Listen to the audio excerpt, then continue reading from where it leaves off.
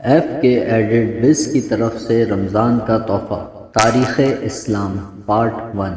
حضرت محمد صلی اللہ تعالی علیہ وسلم کی پیدائش سے 1400 سال پہلے کی بات ہے۔ عرب کے شہر مکہ میں لوگ بری طرح ڈرے ہوئے تھے۔ اس شہر پر ملک یمن کا حکمراں ابرہہ ہاتھیوں کی فوج لے کر حملے کے ارادے سے آیا تھا۔ ابرہہ کے لشکر نے شہر کے باہر پڑاؤ ڈالا ہوا تھا۔ مکے والے اپنے بیوی بچوں اور مال و اسباب کے ساتھ مکے شہر کے آس پاس پہاڑوں میں جا کر چھپ گئے تھے۔ شہر سے تھوڑی دور چراگاہ میں مکہ کے سردار عبد المطلب کے اونٹ چر رہے تھے۔ ابرہہ کے فوجی ان اونٹوں کو پکڑ کر لے گئے۔ ابرہہ کو انتظار تھا مکے والوں کا، جو ابرہہ کے پاس اپنے جان و مال کی امان پانے اور شہر پر حملہ نہ کرنے کی درخواست لے کر آئیں گے۔ آخر انتظار کی گھڑی ختم ہوئی اور عبد المطلب ابرہہ سے ملنے آئے۔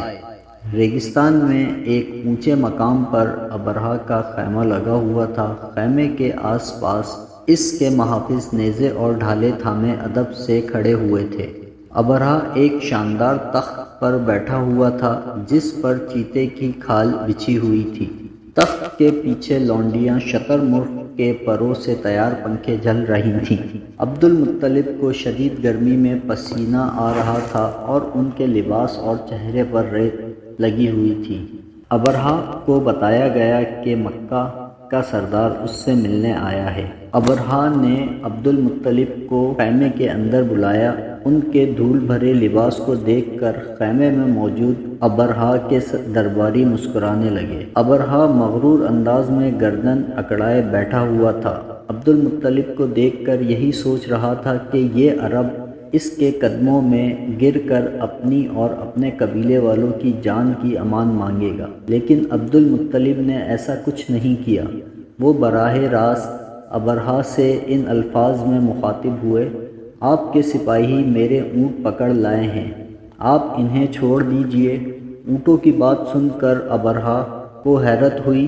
اس نے عبد المطلب سے پوچھا: اے سردار، تمہیں اپنے اونٹوں کی فکر ہے جبکہ ہم تمہارا کعبہ ڈھانے آئے ہیں، تمہیں اس کی کوئی فکر نہیں؟ عبد المطلب نے بڑی سادگی سے کہا: کعبے کا مالک اللہ ہے، وہی اس کی حفاظت کرے گا، آپ میرے اونٹوں کو چھوڑ دیجئے۔ ابرہہ نے اونٹوں کو چھوڑنے کا حکم دیا اور عبد المطلب واپس مکے آئے۔ ابرہہ رات بھر سوچتا رہا کہ جس معبود کو وہ گرانے آیا ہے، آخر مکہ والے اس کو بچانے کی کوشش کیوں نہیں کر رہے ہیں؟ وہ تو اہل مکہ سے مقابلہ کرنے کے لیے ایک بڑی فوج لے کر آیا تھا، آخر ایسا کیا ہے جو مکے والے اس کے مقابلے کے لیے نہیں آئے؟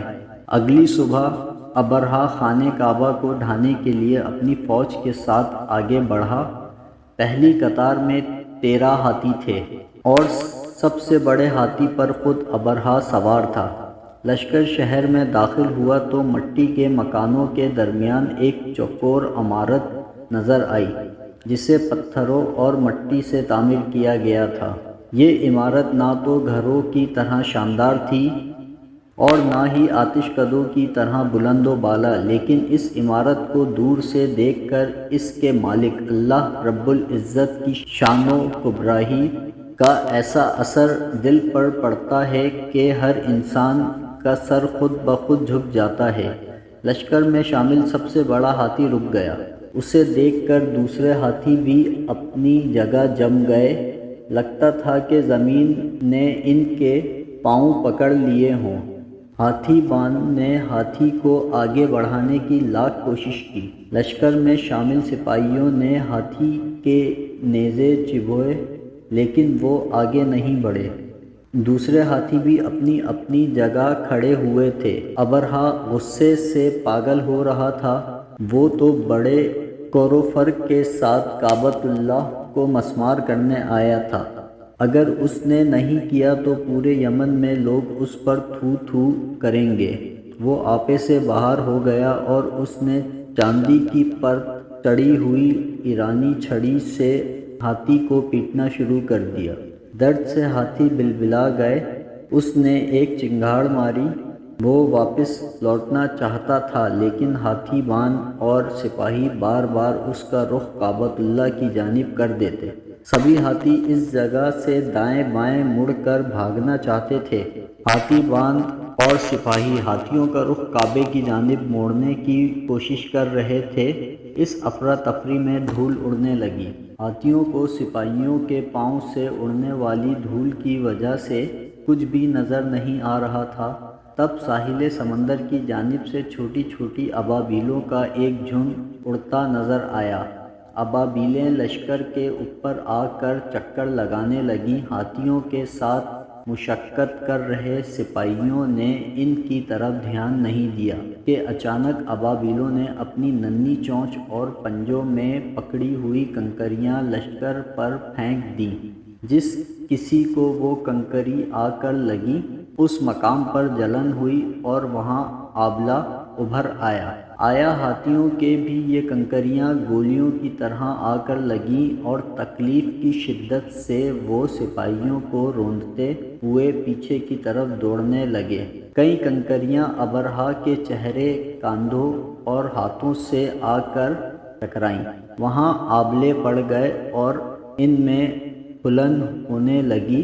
ابرہا گھبرا گیا اور وہ بری طرح خائف ہو گیا۔ اس کے لشکر میں بھگدڑ مچ گئی۔ سپاہی اپنی اپنی جان بچانے کے لیے جائے پناہ تلاش کرنے لگے۔ تھوڑی دیر میں ہی آبلوں سے پیپ اور خون بہنے لگا۔ ابرہا، اس کے سپاہیوں اور ہاتھیوں کے چہرے اور جسم مسخ ہو گئے اور وہ سب دور جا کر ہلاک ہو گئے۔ ابرہا کے لشکر کی تباہی دیکھ کر اہل مکہ اس سال کا عام الفیل ہاتھی کا سال کہنے لگے۔ اہل مکہ اس سال کو عام الفیل ہاتھی کا سال کہنے لگے۔ اس کے بعد کعبۃ اللہ کا مقام اور عظمت بڑھ گئی۔ دور دور سے لوگ اس کی زیارت کے لیے آنے لگے۔ اس واقعے کے 70 دن بعد ماہ ربیع الاول 570 عیسوی میں ہمارے نبی حضرت محمد صلی اللہ تعالیٰ علیہ وسلم کی پیدائش ہوئی۔ آپ صلی اللہ تعالیٰ علیہ وسلم جناب عبد المطلب کے سب سے چھوٹے فرزند جناب عبداللہ کے یہاں پیدا ہوئے۔ آپ کی والدہ کا نام آمنہ ہے۔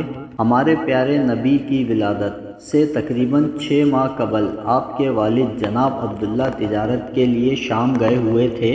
واپس آتے ہوئے راستے میں بیمار ہو گئے اور بیماری بڑھتی گئی۔ شہر سے دور ان کا انتقال ہو گیا۔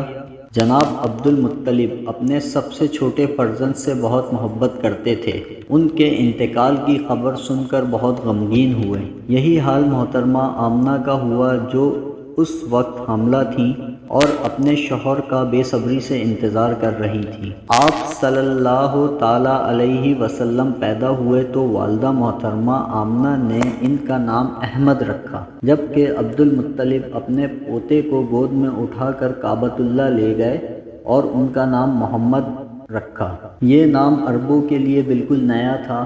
مکہ والوں نے عبد المطلب سے ایسا اجنبی نام رکھنے کی وجہ دریافت کی تو انہوں نے جواب میں یہ کہا کہ یہ میرا بیٹا بڑا نام کمائے گا اور ہر انسان اس کی تعریف کرے گا۔ سچ مچ عبد المطلب کی یہ بات سچ ثابت ہوئی۔ آپ صلی اللہ تعالیٰ علیہ وسلم نے اپنے اخلاق و کردار کی ایسی مثال قائم کی کہ رہتی دنیا تک لوگ آپ کی تعریف کریں گے۔ معصوم محمد صلی اللہ تعالیٰ علیہ وسلم کو بیوی بڑے پیار سے پالنے لگی۔ اپنے معصوم فرزند کا چمکتا ہوا چہرہ دیکھ کر وہ شوہر کی موت کا غم بھول گئیں۔ اس زمانے میں بچوں کو صحت مند رکھنے کے لیے دور دراز کے دیہی علاقوں میں بھیج دیا جاتا تھا۔ شہر کے بچوں کی پرورش کا کام دائیاں کرتی تھیں۔ اس پرورش کے بدلے انہیں محنتانہ اور انعام ملتا تھا۔ بچے مہینے کے ہو جائیں تو انہیں دائیوں کے سپرد کر دیا جاتا تھا۔ ایسے ہی ایک دائی حلیمہ اپنے شوہر کے ساتھ شہر مکہ میں کوئی بچہ لینے آئیں۔ ان کی اونٹنی بوڑھی اور کمزور تھی جو بہت دھیرے دھیرے چلتی تھی۔ شہر آتے وقت وہ دوسری دائیوں کی سواری سے پیچھے رہ گئیں اور سب سے آخر میں مکہ پہنچیں۔ دائی حلیمہ سے پہلے آنے والی دائیوں نے مالدار اور صاحب حیثیت لوگوں کے بچوں کو لے لیا۔ حلیمہ کو ایسا کوئی بچہ نہیں ملا۔ اتنی مشقت کر کے وہ مکے آئی تھیں تو کوئی نہ کوئی بچہ لے کر جانا ہی تھا۔ انہیں بی بی آمنہ کے یتیم فرزند کا پتہ چلا اور وہ اس کو لے جانے کے لیے تیار ہو گئیں، لیکن اس بچے کو گود میں لیتے ہی انہیں ایسا قلبی سکون ملا جس کا احساس کبھی نہیں ہوا تھا۔ حلیمہ نے بچے کے معصوم چہرے پر نظر ڈالی تو اس کے ماتھے پر انوکھی چمک تھی۔ انہوں نے معصوم بچے کو سینے سے لگا لیا اور اونٹنی پر سوار ہو کر واپس صحرا کی طرف مڑی۔ وہ یہ دیکھ کر حیران رہ گئیں کہ ان کی اونٹنی دیگر اونٹوں سے زیادہ تیز دوڑ رہی تھی۔ لگتا تھا اس کی جوانی کی قوت لوٹ آئی ہے۔ دائی حلیمہ محمد صلی اللہ تعالیٰ علیہ وسلم کو لے کر گھر پہنچی۔ ان کے ہم عمر ان کا بیٹا تھا۔ جب دونوں بچوں کو دودھ پلاتی تو انہیں کبھی دودھ کی کمی نہیں ہوئی تھی۔ یہی حال ان کی بکریوں کا تھا، وہ بھی خوب دودھ دینے لگیں۔ دائی حلیمہ اور ان کے شوہر بہت خوش تھے۔ یہ معصوم ان کے لیے خوش قسمتی کا وعید لے کر آیا تھا۔ اس کے آنے سے گھر میں برکت ہو گئی تھی۔ وہ بڑے پیار سے محمد صلی اللہ تعالیٰ علیہ وسلم کی پرورش کرنے لگے۔ آپ بچپن ہی سے بہت شریف اور نیک طبیعت تھے، نہ تو کبھی کسی چیز کے لیے ضد کرتے اور نہ ہی بلا وجہ رو کر دائی حلیمہ کو پریشان کرتے۔ جب تھوڑے بڑے ہوئے تو دائی حلیمہ کے کاموں میں ہاتھ بٹانے لگے۔ وہ دائی حلیمہ کے بچوں کے ساتھ کھیلتے اور جو بھی کھانے کو ملتا وہ اپنے دودھ شریف بھائی بہنوں کے لیے چھوڑ دیتے۔ آپ کی شرافت اور بھولاپن دیکھ کر سبھی آپ کی تعریف کرتے۔ جب آپ 5 سال یا 6 سال کے ہوئے تو دائی حلیمہ آپ کو والدہ محترمہ آمنہ بی بی کے پاس لے آئیں۔ والدہ نے اپنے فرزند کو سینے سے لگا لیا، ماتھا چوما اور اپنی ممتا کو سیراب کیا۔ وہ آپ کو لے کر اپنے ننیال شہر مدینہ تشریف لے گئیں۔ ننھے محمد وہاں ننیال کے سبھی لوگوں سے ملے اور سبھی نے انہیں بہت پسند کیا۔ کچھ مہینے مدینے میں گزار کر وہ مکہ کے لیے روانہ ہوئیں۔ راستے میں بیمار ہو کر انتقال کر گئیں۔ ننھے محمد والدہ کی ممتا اور پیار سے بھی محروم ہو گئے۔ بہت غمگین ہوئے۔ آپ اپنی والدہ کے اکلوتے فرزند اور آنکھ کا تارا تھے۔ وہ آپ کو بے انتہا پیار کرتی اور آپ کو دیکھ کر اپنے سبھی غم بھول جاتی۔ ان کی باندی ننھے محمد کو لے کر مکہ آئیں اور آپ کو جناب عبد المطلب کے حوالے کر دیا۔ بی بی آمنہ کے انتقال کی خبر سن کر جناب عبد المطلب بے انتہا رنجیدہ ہوئے اور محمد کو سینے سے لگا کر بہت روئے۔ انہیں فکر اس بات کی تھی کہ معصوم کی پرورش وہ کیسے کریں گے۔ یہ پیارا بچہ تو والد کی شفقت اور والدہ کی ممتا اور لاڈ پیار سے محروم ہو گیا ہے۔ جناب عبد المطلب کو آپ بے حد پیار کرتے تھے۔ وہ بھی ننھے محمد کو اپنی نظروں سے دور نہیں ہونے دیتے اور آپ کی ہر ضرورت کا خیال کرتے۔ وقت گزرنے کے ساتھ ساتھ والدہ کی جدائی کا غم کم ہوتا گیا۔ آپ انتہائی شریف النفس اور سیدھے سادے تھے۔ بوڑھے دادا کو کبھی بھی پریشان نہیں کیا۔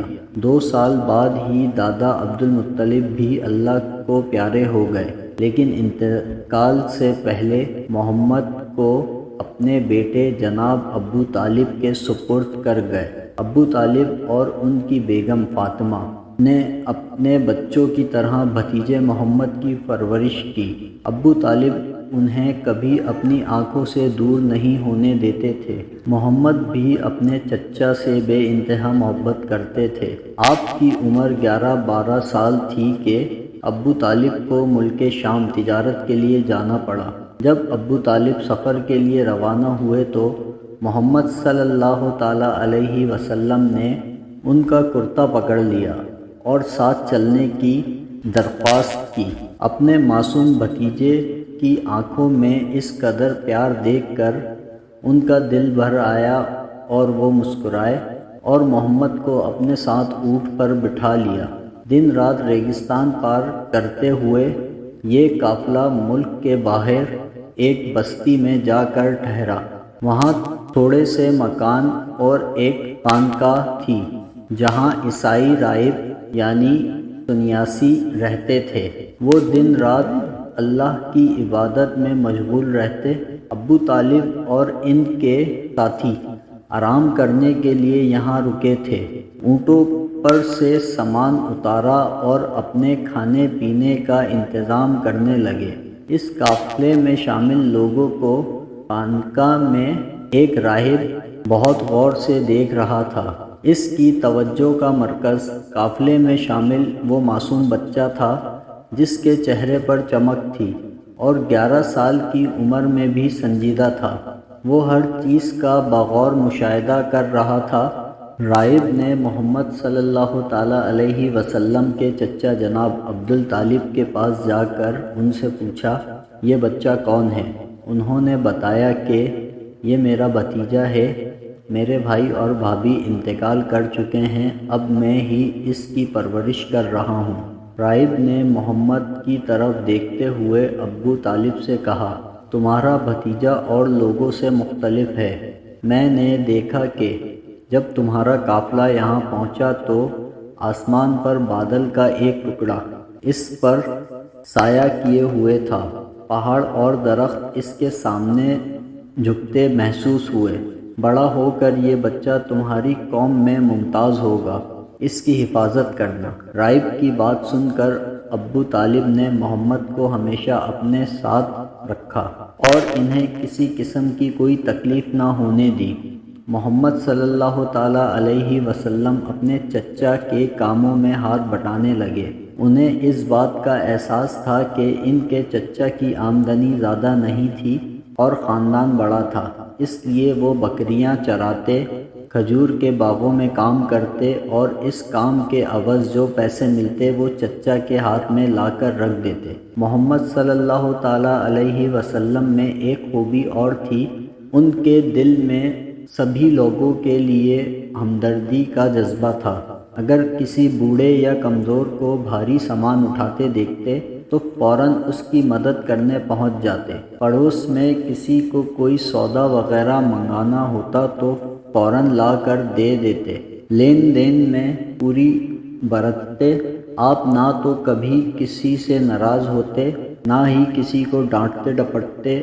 اگر کوئی شہر سے باہر جاتے وقت اپنا کوئی سامان آپ کے پاس رکھوا دیتا تو پوری دیانتداری سے اس کا سامان اس کو واپس لوٹا دیتے۔ آپ نے کبھی بھی برے لوگوں کا ساتھ نہیں لیا۔ آپ کی دوستی ایک نوجوان ابو بکر سے ہو گئی تھی جو آپ کی طرح ایماندار اور نرم دل تھے۔ محمد صلی اللہ تعالیٰ علیہ وسلم کی انہی خوبیوں کو دیکھ کر مکے والے آپ کی عزت کرنے لگے۔ وہ آپ کو الصادق الامین یعنی سچا اور امانت کو سنبھال کر رکھنے والا کہنے لگے۔ ایک دن کعبہ کی دیواریں سیلاب آنے سے گر گئیں۔ مکے کے اطراف کئی قبائل نے اس کی مرمت کی ذمہ داری لی۔ جب حجر اسود نصب کرنے کا وقت آیا تو ہر قبیلے کے سردار نے اپنے ہاتھ سے اسے نصب کرنے کی خواہش ظاہر کی۔ ہر کسی کی یہی خواہش تھی کہ وہ حجر اسود کو خود نصب کرے۔ اس معاملے پر بحث شروع ہو گئی اور بحث ٹکراؤ میں بدل گئی۔ تلواریں نکل آئیں۔ تبھی سمجھدار شخص نے رائے دی کہ اس طرح لڑنے سے کوئی فائدہ نہیں، بیکار میں خون خرابہ ہوگا۔ ہم کیوں نہ ایسا کریں کہ کل صبح جو شخص سب سے پہلے خانہ کعبہ کے پاس سے گزرے اس سے مشورہ کر لیا جائے کہ حجر اسود نصب کرے گا۔ یہ تجویز سبھی کو پسند آئی اور اگلی صبح اکٹھے ہو کر انتظار کرنے لگے۔ دور سے کوئی شخص ادھر آتا نظر آیا۔ سبھی کی نظریں اس پر گڑ گئیں۔ جب وہ شخص قریب آیا تو لوگ خوشی سے چیخ اٹھے، ارے یہ تو الصادق الامین ہیں۔ سبھی محمد صلی اللہ تعالیٰ علیہ وسلم کے پاس اکٹھے ہو گئے اور آپ کو حجر اسود نصب کرنے کا معاملہ بتایا۔ آپ نے اس مقام کا جائزہ لیا اور سوچنے لگے۔ تھوڑی دیر بعد آپ نے ایک چادر منگوائی اور پھیلا کر اس کے بیچوں بیچ حجر اسود کو رکھ دیا۔ اس کے بعد آپ نے سبھی قبائل کے سرداروں سے چادر کے کونے تھام کر حجر اسود کو اٹھانے کا مشورہ دیا۔ جب حجر اسود اس مقام تک اٹھ گیا جہاں اسے نصب کرنا تھا تو آپ نے اسے اپنے ہاتھوں سے اٹھا کر نصب کر دیا۔ معاملہ خوشی خوشی طے ہو گیا تھا اور سبھی آپ کی تعریف کرنے لگے، کیونکہ اب محمد صلی اللہ تعالیٰ علیہ وسلم جوان ہو رہے تھے اور وہ اپنے بوڑھے چچا کے ساتھ تجارت کرنے میں ماہر ہو گئے تھے۔ آپ مکے سے تجارتی سامان لے کر جاتے اور باہر سے وہ سامان لے کر آتے جس کی مکے میں ضرورت تھی۔ اس زمانے میں مکہ سے کھجورے اور چمڑے کی تجارت ہوتی تھی۔ آپ کا ذکر مکے کی ایک تاجر خاتون خدیجہ نے سنا۔ انہوں نے خواہش ظاہر کی کہ محمد ان کا سامان لے کر جائیں، جس کے بدلے وہ انہیں اپنے منافع میں شریک کریں گی۔ مال تجارت کے ساتھ ساتھ انہوں نے اپنے غلام کو بھی محمد صلی اللہ تعالیٰ علیہ وسلم کے ساتھ روانہ کیا۔ کچھ دنوں بعد آپ سامان پر بھاری منافع کما کر لوٹے۔ خدیجہ کے غلام نے محمد صلی اللہ تعالیٰ علیہ وسلم کی ایمانداری اور تجارتی مہارت کا ذکر کیا اور خدیجہ اس بات سے بہت متاثر ہوئیں۔ کچھ دن بعد انہوں نے اپنی لونڈی کے ذریعے محمد کو نکاح کا پیغام بھیجا۔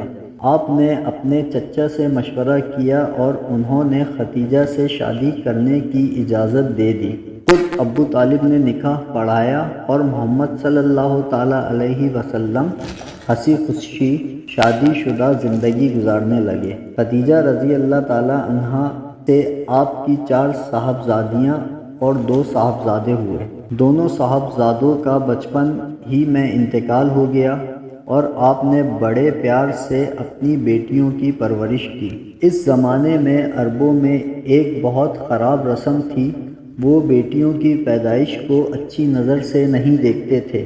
بعض لوگ تو بیٹی پیدا ہونے پر اس قدر شرمندہ ہو جاتے کہ لوگوں سے منہ چھپاتے پھرتے اور جب موقع ملتا بیٹی کو ماں کی گود سے چھین کر زندہ دفن کر دیتے۔ اس کے برعکس محمد صلی اللہ تعالیٰ علیہ وسلم بیٹیوں سے بہت پیار کرتے اور ان کی ہر ضرورت کا خیال رکھتے۔ آپ کی مالی حالت اچھی ہو گئی تو آپ نے اپنے چچا کی مدد کرنے کا ارادہ کیا اور آپ نے ان کے صاحبزادے علی کی پرورش کا ذمہ لیا۔ ایک اور چچا زاد جعفر کو اپنے چھوٹے چچا عباس کے سپرد کر دیا۔ محمد صلی اللہ تعالیٰ علیہ وسلم نے جس ماحول میں آنکھ کھولی تھی اس زمانے میں عرب شرک میں مبتلا تھے۔ ان میں شراب نوشی، جوئے بازی، سود خوری، لوٹ مار، بد دیانتی اور عورتوں کو حقیر سمجھنے جیسی برائیاں موجود تھیں۔ حالانکہ اہل مکہ پیغمبر محمد اسماعیل کی اولاد میں سے تھے، اس کے باوجود وہ ایک اللہ کی عبادت چھوڑ کر بت پرستی اور شیطانوں کو پوجنے میں مبتلا تھے۔ انہوں نے خانہ کعبہ میں لات اور عزا نام کے بت سجا دیے تھے۔ ہر قبیلے کا اپنا دیوتا تھا۔ وہ کعبہ میں آ کر عبادت کے نام پر عجیب و غریب حرکتیں کرتے، وہ دیوتاؤں کے نام پر جانوروں کی قربانی کرتے، چڑھاوے چڑھاتے اور سجدے کرتے۔ عرب قبائل میں ایک بار کسی بات پر جھگڑا ہو جاتا تو لڑائی سالوں سال چلتی رہتی۔ بعض دفعہ کنویں پر پہلے اونٹ کو پانی پلانے پر لڑائی ہو جاتی اور اس قدر خون خرابہ ہوتا کہ منٹوں میں درجنوں افراد قتل کر دیے جاتے، عورتیں بیوہ ہو جاتی اور بچے یتیم ہو جاتے۔ یہ سارے حالات دیکھ کر محمد صلی اللہ تعالیٰ علیہ وسلم کا دل دکھتا۔ وہ سوچتے کہ عربوں سے ان غلط رسوم اور جہالت کو کیسے دور کیا جائے۔ وہ ایسے سماج کا تصور کرتے جس میں سبھی ایک دوسرے سے محبت کرنے والے، ایک دوسرے کا خیال رکھنے والے، نیک اور رحم دل ہوں۔ جب بھی انہیں انسانوں میں عدم مساوات، لڑائی جھگڑے اور بے انصافی کا خیال آتا تو ان کا دل بے چین ہو جاتا اور وہ ان برائیوں کو ختم کرنے کی ترکیبیں سوچتے۔ خدیجہ رضی اللہ تعالی عنہا سے شادی کے بعد آپ کو عربوں کے حالات پر غور و خوف کا زیادہ وقت مل گیا۔ آپ مکے کے باہر ایک پہاڑ پر بنے غار میں پانی اور کھانا لے کر چلے جاتے، وہاں گھنٹوں انسانیت کے خراب ہوتے حالات پر غور کرتے۔ آپ کی عمر 40 سال ہو گئی تو آپ کو اللہ تعالیٰ کی طرف سے خوابوں کا سلسلہ شروع ہوا۔ آپ کو بہت اچھے اچھے خواب دکھتے۔ ایک روز آپ اسی غار حرا میں غور و غوص فرما رہے تھے کہ آپ کے سامنے نبیوں پر وحی یعنی اللہ کا پیغام لانے والا فرشتہ جبرائیل آیا۔ آپ نے اس سے پہلے کبھی فرشتہ نہیں دیکھا تھا۔ فطرت انسانی کے مطابق آپ فرشتے کو دیکھ کر گھبرا گئے۔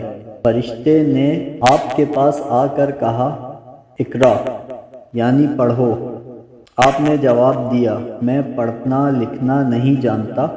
فرشتے نے پھر کہا، اقرا یعنی پڑھو۔ اس بار بھی آپ نے یہی کہا، میں پڑھنا لکھنا نہیں جانتا۔ کئی مرتبہ جبرائیل علیہ السلام نے یہی کہا اور آپ نے یہی جواب دیا، میں پڑھنا لکھنا نہیں جانتا۔ جبرائیل علیہ السلام قریب آئے اور آپ نے آپ کا سینہ اپنے سینے سے لگا دیا۔ آپ صلی اللہ تعالی علیہ وسلم کو اپنی پسلیاں دبتی ہوئی اور سانس گھٹتا ہوا محسوس ہوا۔ آپ گھبرا گئے اور غار سے تیز تیز قدموں سے چلتے ہوئے گھر آ گئے۔ گھر آتے ہی آپ نے اپنی پیاری بیوی خدیجہ سے کہا، مجھے کچھ اڑا دو، میری زندگی خطرے میں ہے۔ خدیجہ رضی اللہ تعالی عنہا نے آپ کو کمبل دیتے ہوئے کہا کہ آپ کو کوئی نقصان نہیں پہنچا سکتا کیونکہ آپ کمزوروں کا خیال رکھتے ہیں اور رشتہ داروں کے حقوق ادا کرتے ہیں۔ آپ کمبل لپیٹ کر لیٹے رہے۔ جب آپ کی حالت کچھ درست ہوئی تو خدیجہ آپ کو اپنے چچا زاد ورقہ بن نوفل کے پاس لے گئے جو عیسائی تھے اور حضرت عیسیٰ علیہ السلام پر نازل ہونے والی آسمانی کتاب انجیل کے عامل تھے۔ محمد صلی اللہ تعالی علیہ وسلم نے انہیں غار میں پیش آنے والا واقعہ سنایا۔ ورقہ نے آپ کو بتایا کہ آپ کے پاس جو مخلوق آئی تھی وہ نبیوں تک اللہ کا پیغام لانے والا فرشتہ جبرائیل ہے۔ آپ اپنی قوم کی اصلاح کے لیے نبی بنا کر بھیجے گئے ہیں، لیکن قوم آپ کی مخالفت کرے گی اور آپ کو شہر سے نکال دے گی۔ کاش میں صحت مند اور جوان ہوتا تو آپ کی مدد کرتا۔ یہ بات سن کر محمد صلی اللہ تعالی علیہ وسلم کو تعجب ہوا کہ قوم انہیں شہر سے نکال دے گی۔ کچھ عرصے بعد دوبارہ وحی کا سلسلہ شروع ہوا۔ اللہ تعالیٰ نے آپ کو اپنی عبادت کرنے اور نیکی پھیلانے کا حکم دیا۔ اکثر آپ کو فرشتہ آسمانوں اور افق پر نظر آتا اور وہ آپ سے کہتا کہ آپ اللہ کے رسول ہیں۔ آپ کی نبوت کا سن کر سب سے پہلے آپ کی اہلیہ حضرت خدیجہ ایمان لائیں۔ مردوں میں آپ کے دوست ابو بکر اور بچوں میں حضرت علی اور لڑکوں میں حضرت زید ایمان لائے۔ آپ نے سب سے پہلے اپنے دوستوں اور رشتہ داروں کو ایمان کی دعوت دی۔ ایک روز آپ نے اپنے رشتہ داروں کو کھانے پر بلایا۔ کھانے کے بعد آپ نے ایک اللہ کی عبادت اور شرک و گناہوں کے بارے میں بتایا۔ آپ کے رشتہ داروں کے لیے یہ باتیں بالکل نئی تھیں۔ سب خاموش رہے، کسی نے آپ پر ایمان لانے کی بات نہیں کی۔ صرف حضرت علی رضی اللہ تعالی عنہ جو اس وقت 8 سال کے تھے کھڑے ہوئے اور اپنے ایمان کا اظہار کیا۔ سامعین، بقیہ حصہ اگلے پارٹس میں پیش کیا جائے گا۔ ایف کے ایڈٹ بس کی اور مزید ویڈیوز دیکھنے کے لیے ہمارے چینل کو سبسکرائب کرنا نہ بھولیں۔ شکریہ۔